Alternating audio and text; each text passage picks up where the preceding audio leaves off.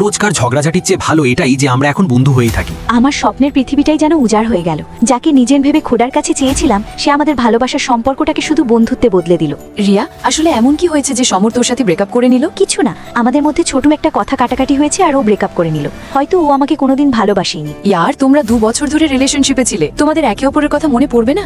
ও বলেছে আমরা এখনো বন্ধু হয়ে থাকতে পারি। তুমি কি পাগল হয়েছো? তোমরা দুজন 2 বছর সম্পর্কে থাকার পর এখন বন্ধু কিভাবে হতে পারো? সম্পর্কে থাকার সময় আমরা একে অপরের সাথে কথা বলতাম, একসাথে ঘুরতাম, একসাথে খাওয়া দাওয়া করতাম, তো এসব তো আমরা বন্ধুত্বের থেকেও করতে পারি। রিয়া, এটা এতটা সহজ নয়। উফটি না, এতটা কঠিনও নয়। এখন এসব কথা ছাড়ো আর জুস খাও। রিয়ার রোজকার শাসন আর বাধা নিষেধ থেকে আমি অতিষ্ঠ হয়ে উঠেছিলাম।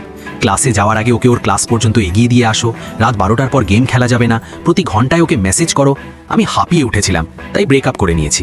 ও, তাহলে এটাই ছিল ব্রেকআপের কারণ? হ্যাঁ, আমি আর সহ্য করতে পারছিলাম না। তোমরা 2 বছর রিলেশনশিপে ছিলে, একে অপরকে ছাড়া থাকতে পারবে? আমি ওকে বলেছি আমরা এখনো বন্ধু হয়েই থাকবো। তুই কি পাগল?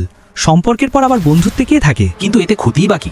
বন্ধুত্বে থাকাটা আমার কাছে আরো ভালো লাগছিল, কারণ আমরা তবুও একে অপরের সাথে ছিলাম। কোনো ঝগড়া ছিল না, আর আমার ফোন চালানো নিয়ে কোনো অশান্তিও ছিল না। কিন্তু একদিন যখন আমি রিয়াকে রেস্তোরাঁয় অন্য একটা ছেলের সাথে দেখলাম, তখন আমি খুব আঘাত পেলাম। আমার অবস্থাও ঠিক তেমনই ছিল। আমিও সমরকে অন্য কোনো মেয়ের সাথে দেখতাম, কিন্তু এখন তো আমরা শুধু বন্ধু, তাই এই বিষয়ে অভিযোগ করা সম্ভব ছিল না। রিয়া, সত্যি বলো তো, তুমি এখনো সমরকে ভালোবাসো, তাই না? যখন ব্রেকআপ হয়েই গেছে তাহলে ভালোবাসা কিসের? তাহলে তুমি কি এই বন্ধুত্বে খুশি? হ্যাঁ, আমরা বন্ধু হয়ে খুশি আছি। আচ্ছা সমর, এটা বলো যে 2 বছর সম্পর্কে থাকার পর এখন বন্ধুত্বে থাকতে কেমন লাগছে? আরে, অন্য সাধারণ বন্ধুদের সাথে যেমন লাগে তেমনই মনে হচ্ছে। সমরের কথা শুনে আমার মন ভেঙে গেল আর আমি সেখান থেকে চলে গেলাম। রিয়া, দাঁড়াও, আমার কথা শোনো। রিয়া প্লিজ, আমি মজা করছিলাম। সমর, আমি আর এই সম্পর্কে থাকতে চাই না। কিন্তু কেন রিয়া?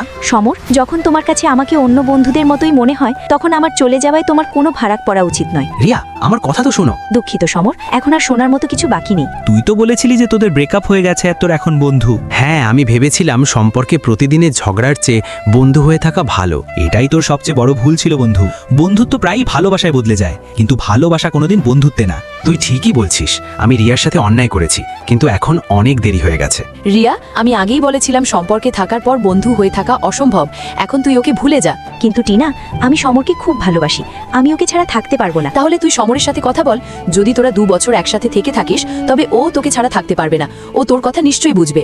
সমর, যখন তুই রিয়াকে ছাড়া থাকতে পারবি না, তখন তোর উচিত ওর সাথে দেখা করে ক্ষমা চাওয়া। ও তোকে নিশ্চয়ই ক্ষমা করে দেবে। বন্ধুরা, লাইক এবং সাবস্ক্রাইব করে কমেন্টে জানাও তো, সমর আর আমার কি আবারও রিলেশনশিপে আসা উচিত?